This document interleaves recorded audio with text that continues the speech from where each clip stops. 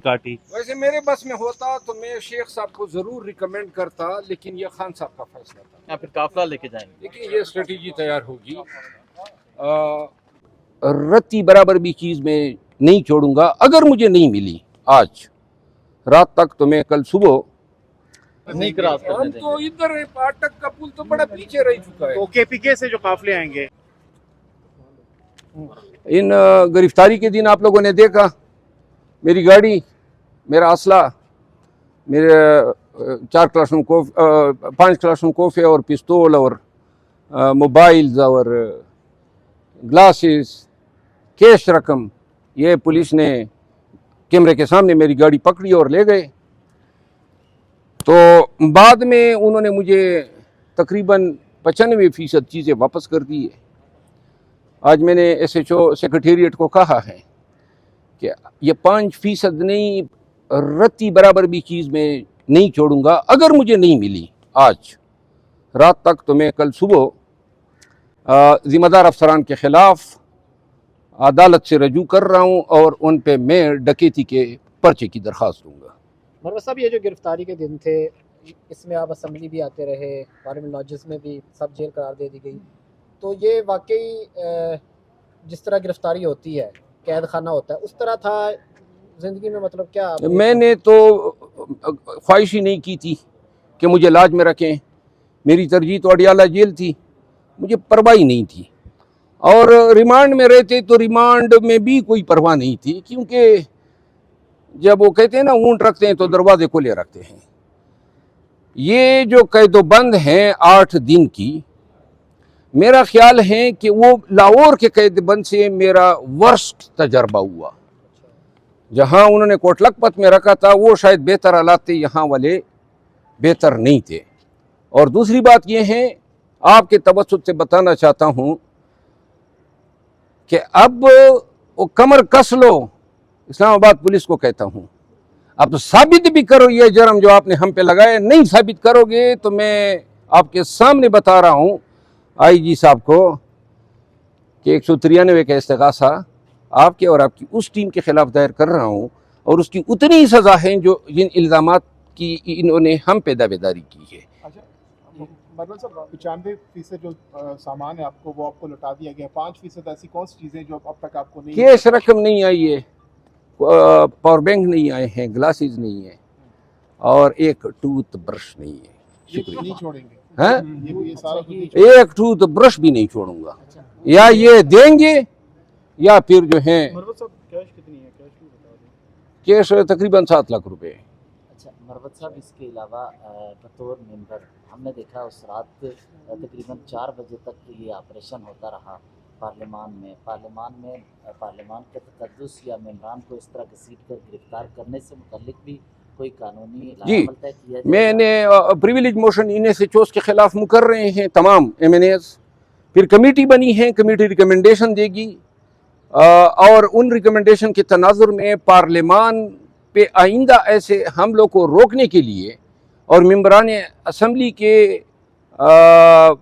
एहतराम को मलहूज़ खातिर रखने के लिए कानून साजी की जा रही है, ताकि सिर्फ ये ना हो कि कानून ये कहे कि जी इनका यहाँ इस पार्लियामेंट लॉजेस में दाखिला ममनू है। अगर कोई उसको वायलेट करता है तो फिर उसको सज़ा भी होगी। तो लिहाजा सज़ा का एलिमेंट नहीं था, तो इस सज़ा को दिलवाने के लिए तमाम party, people party, MQM, JUI, PTI और PMLN और दीगर जो छोटी पार्टी है सब इस पे एग्री कर गए हैं। तो लिहाजा ये कानून साजी हो रही है। DIG ऑपरेशंस के अगेंस्ट आपके साथ निकाल के आपके सामने रखा, उस पे भी आप कुछ करने जा रहे हैं? जी, मैं अपनी लीगल टीम के साथ इस पे डिस्कस कर रहा हूँ। बहरहाल एक बात है, 8 दिन के फी दिन 5 करोड़ के हिसाब से हर्जाने का केस मैं तैयार कर रहा हूँ। 40 करोड़ मांगूंगा इनसे। और कहते हैं ना, सांप निकल गया लकीर पेटने वाली बात है। वो हमारे पश्तो में कहते थे, सपरा लाड़ा बला पसेदा, कि सफ़र का महीना निकल गया, बला पीछे से आ रही है। तो तैयार हो जाओ, पंगा लिया है अब इंशाल्लाह मन तक किया जाए। हासिल क्या हुआ है इतनी एक्टिविटी करने के बाद? जी, हुकूमत को, इस्लामाबाद पुलिस को मैं खराज तहसीन पेश करता हूँ कि इनको नेकनामी हासिल हुई है। इन्होंने पूरी दुनिया के सामने साबित कर दिया कि ये ऐवान का कितना एहतराम करते हैं। मैंने स्पीकर साहब को कहा, मैं ये पार्लियामान में हम मुअज़्ज़ज़ मिंबर की बात करते हैं, तो मुअज़्ज़ज़ मिंबर की जो एजाज़ और जो तकरीम और एहतराम हुआ वो पूरी दुनिया ने देखा। हुकूमत को ये भी एजाज़ और शर्फ हासिल हुआ कि पहली दफ़ा PMLN के दौर में ही पार्लियामान पर भी अटैक हुआ, नकाबपोश घुसे, और इन नकाबपोश के घुसने ने कम से कम एक अच्छा नतीजा दे दिया कि तमाम पार्टियां एक पेज पे हुई कि इस हद तक नकाबपोशों की दखीलकारी बर्दाश्त नहीं होगी।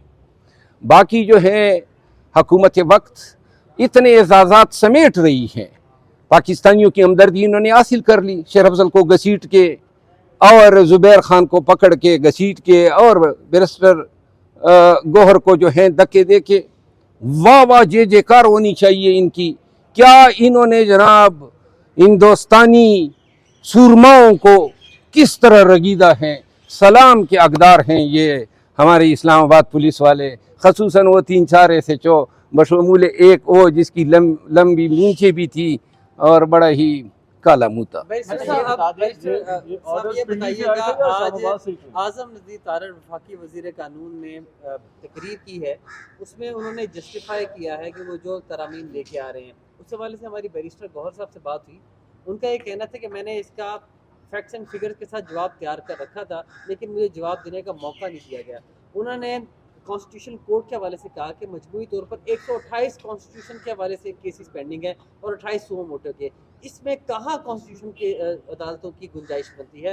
उनका ये कहना था कॉन्स्टिट्यूशन कोर्ट्स के पीछे भी इनकी कोई और सोच है जो ये लेके आना चाह रहे हैं, इसके ऊपर रिस्पॉन्ड करेंगे। मेरा ख्याल ये है, अच्छी बात को अच्छी और बुरी बात को बुरी कहना चाहिए, कतई नज़र इसके कि अच्छी बात कौन कर रहा है या अच्छे अमेंडमेंट कौन ला रहा है। बैरिस्टर गौहर साहब कल ज़्यादातर चूँकि उस कमेटी के हिस्से हैं, वो हमसे ज़्यादा मालूमात रखते हैं, लेकिन ये जो तरामीम आ रही हैं ये अभी तक सुनी सुनाई बातें हैं। कोई वर्किंग पेपर किसी ने नहीं देखा है, ना बैरिस्टर गौहर साहब ने देखे हैं, ना ख्वाजा आसिफ साहब ने देखे हैं, न किसी और कैबिनेट मिनिस्टर ने देखे हैं। ज़बानी बातें हैं, चंद चीज़ें जो हैं जिस तरह आज मिनिस्टर ला ने जिनका जिक्र किया, चंद चीज़ें ऐसी हैं जो मुसल्लमा हैं, लेकिन ये कॉन्स्टिट्यूशनल कोर्ट के पीछे जो मुझे इंडिया नज़र आता है वो ये है कि वो सुप्रीम कोर्ट ऑफ पाकिस्तान को डिवाइड करना चाहते हैं। और डिवाइड जो है वो इसलिए कि इनका मौक़िफ़ ये है कि फ़ौजदारी, देवानी अपीलें, सर्विस अपीलें, टैक्स अपीलें, ये तमाम सिविल वर्क और क्रिमिनल वर्क जो है एक अपना लोड रखते हैं। कॉन्स्टिट्यूशनल साइड पे जो आर्टिकल 199 में हाई कोर्ट डिसाइड करती हैं या सुप्रीम कोर्ट की अपनी कॉन्स्टिट्यूशनल जुरिस्डिक्शन है आर्टिकल 184(3) में, या फिर एडवाइजरी जुरिस्डिक्शन है, तो उनका मौक़िफ़ ये है कि इसके लिए कॉन्स्टिट्यूशनल कोर्ट होनी चाहिए।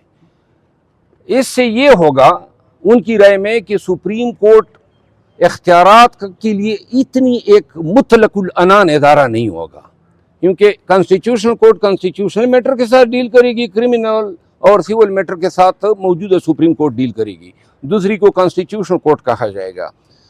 और अगर ये फार्मूला इसीलिए है कि इख्तियारात की तकसीम हो, तो फिर तो और भी इदारे हैं वहाँ पर भी इख्तियारात की तकसीम होनी चाहिए।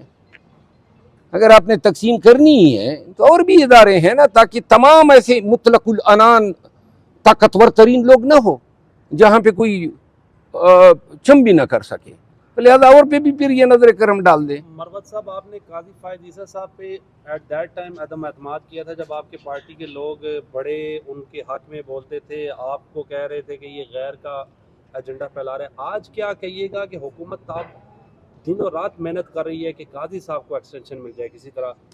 मेरा ख्याल नहीं है कि हुकूमत अब काजी साहब को एक्सटेंशन दिला रही है। कॉन्स्टिट्यूशनल कोर्ट में 68 साल उम्र है सर, 68 ईयर नहीं, लेकिन कॉन्स्टिट्यूशन कोर्ट में काजी साहब को लाने का कोई ये प्रोग्राम नहीं है। और दूसरी बात ये है, एक चीज़ में ये बाखबर ज़राए से बता रहा हूँ कि इस कॉन्स्टिट्यूशनल पैकेज को फेल करने में पाकिस्तान मुस्लिम लीग नून के चंद सीनियर रहनुमाओं ने बड़ा कलीदी किरदार अदा किया है। Thank you so much. ये बताइएगा मरवत साहब, रजीम चेंज हुई थी तो सिंध हाउस जेरे गौर था, اب پنجاب ہاؤس کی بات کی جا رہی ہے کہ تحریک انصاف کے کچھ MLA ہیں جنہیں وہاں بٹھایا ہوا ہے، اس ہاں پہ کیا کہیں گے؟ اس پہ میں بات کرنا بھول گیا.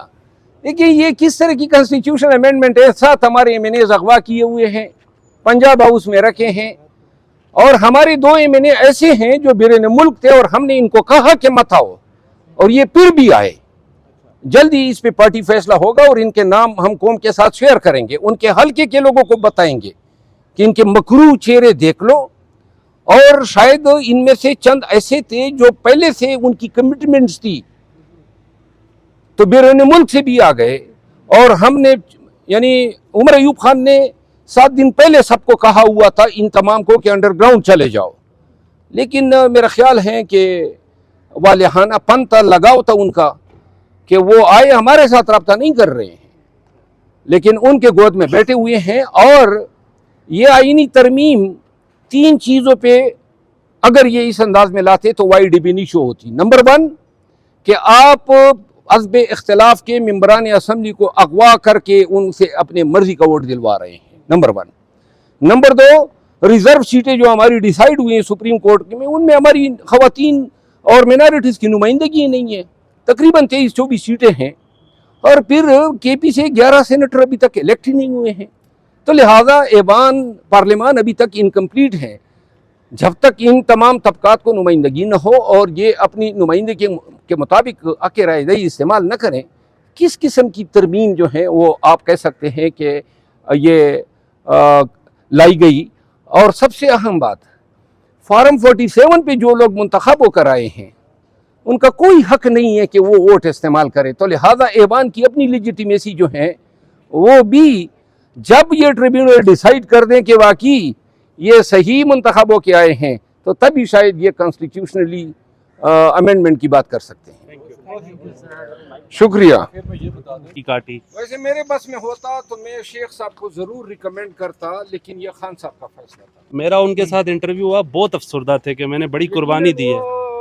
نہیں, شیخ صاحب کے گلے اس کی وہ میڈیا ٹاکس بن گئی, وہ جو کسی پروگرام میں پیش نہیں ہوا تھا, منیب فاروق منیب فاروق کا پروگرام جو ہے اس کی سیاسی تابوت میں وہ کیل ٹونگنے کے کہتے مطابق ہیں 40 دن ہی برداشت کر سکتا تھا, اور کیا کرتا میں اتنا لمبا. نہیں, وہ سب کچھ تھا, لیکن جو پریس کانفرنس کر گیا نا بس وہ پھر خان کے کاغذات میں جو ہیں وہ نکل. اچھا منور صاحب, اب لاہور میں جلسہ ہوگا, اس سے پہلے بھی آپ کو ایک دفعہ روکنے کی کوشش کی جائے گی, گرفتار کرنے کی کوشش کی جائے گی. تو لاسٹ ٹائم تو آپ ایک دم انڈر گراؤنڈ ہوئے, ابھی تو ہاں جی, میں واحد ان تمام قیدی MNAs میں ایک میں ہوں جس کو پنجاب میں اسلام آباد میں کوئی گرفتار نہیں کر سکتا, ہائی کورٹ نے آرڈر کیا. ٹھیک ہے, پھر لاہور جا رہے ہیں آپ؟ جی میں تو لازماً جاؤں گا. السلام علیکم, لازماً جاؤں گا. ہاں, لیکن پنجاب حکومت کہتی ہے کہ اٹک کا پل آپ کراس کریں گے تو ہم نہیں کراس کرنے نہیں کراس ہم کرنے تو دیں گے. ادھر ہیں, اٹک کا پل تو بڑا پیچھے رہ چکا ہے. تو KPK سے جو قافلے آئیں گے ان کو کہا جا رہا ہے کہ اٹک کا پل کراس نہیں کر دیکھا سکتے. جائے گا جی, دیکھا جائے گا. آپ ادھر ہی سے آگے فارورڈ لاہور کی جانب جائیں گے یا KPK سے آپ نکلیں گے لاہور میں کے لیے؟ دیکھوں گا کہ میری کیا ڈیوٹی لگتی ہے. مجھے ابھی تک کوئی علم نہیں ہے کہ مجھے کیا فرائض سونپے جاتے ہیں. اچھا, اگر کوئی فرائضوں پہ جاتے ہیں تو پھر لاہور جا کے پہلے ڈیرے ڈالیں گے یا پھر قافلہ لے کے جائیں گے؟ دیکھیے یہ اسٹریٹجی تیار ہوگی.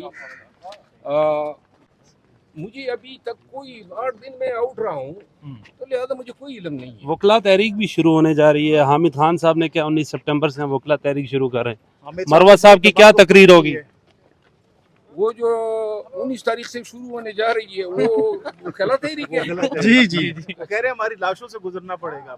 حامد صاحب کے قانون سازی ہو جائے گی. گزریں گے لاشوں سے, بس اللہ یہ نوبت نہ لائے. ہاں, وکلا کی لاشوں پہ کوئی نہیں گزر سکتا ہے, اور وکلا جو ہے ایک دفعہ اگر اٹھ کھڑے ہوئے نا تو پھر پورے سسٹم کی بینڈ بجائے. اعتزاز احسن صاحب کو بھی جنرل راحیل شریف کی کال آ گئی تھی. اشفاق پرویز کیانی کی انہوں نے سارے وکلا کو راستے میں چھوڑ کے واپسی چلے گئے تھے, یاد ہے آپ کو؟ 2007 کی ایمرجنسی کے ٹائم اعتزاز احسن صاحب بک گئے تھے, کیا ہوا تھا؟ اعتزاز صاحب ایسے آدمی نہیں ہے, وہ تو سرچشمہ ہے ہماری وکلا برادری کی عزت و ناموس کا. میں بڑا احترام کرتا ہوں ان کا. وہ وکلا کی عادت میں واحد आवाज़ जिस पे वकला लबेक कह सकते हैं वो सिर्फ एतजाज़ एहसन की है। तो मतलब साहब थाने में हवालात में नींद आ जाती थी आसानी से 2-3 दिन जो फर्स्ट यार गुजारे नींद तो आपने? उधर सूली पे आ जाती है, क्या थाने में नींद नहीं आएगी। अस्सलाम वालेकुम। ना नींद तो हम हर जगह करते हैं, इधर मौका मिल गया आके हमने बंद कर दिया। हाँ।